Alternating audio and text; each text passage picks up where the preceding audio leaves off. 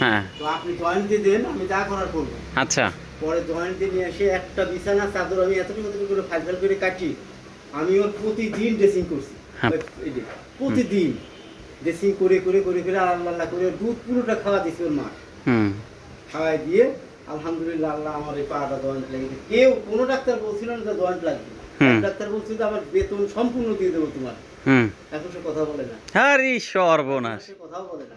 বলছি আমার বেতন আরেকজন কথা আমি চাকরি ইস্তফা দিয়ে দেবো যদি আপনার এটা জয়েন্ট হয়। দেখেন ধরে গেছি, দেখেন এখন টের পাওয়া যাচ্ছে। এই দেখেন এখানে টের পাওয়া যাচ্ছে। এখান থেকে একদম পুরোটা ভাঙি আলাদা।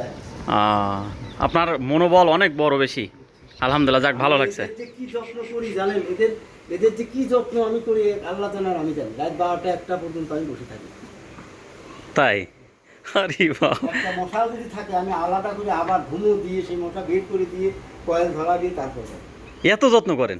আর আমি বাড়ির মধ্যে যদি আমার রাস্তার থেকে কোনো কথা শুনি, সমস্ত কিছু এই মুহূর্তে টাকা থাকলে ডাক। এইটা ভালোবাসা। এই হলো ভালোবাসা। এদের ভালোবাসাটাই এগুলা জীবের ভালোবাসাটাই। রাইট, এইটাই হলো ভালোবাসা। আর এই ভালোবাসার জন্যই কিন্তু ওই দেখেন, একটা থেকে আজ কয়টা, 7টা। আমি যদি বিক্রি না করতাম, হ্যাঁ হ্যাঁ হ্যাঁ, আমি গরু গুনিয়ে সমান করতাম না। আচ্ছা আচ্ছা, এতগুলো বিক্রি করি।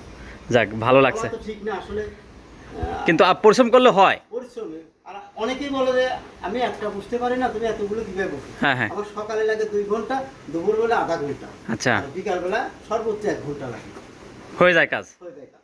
খাবার তো রেডি থাকে।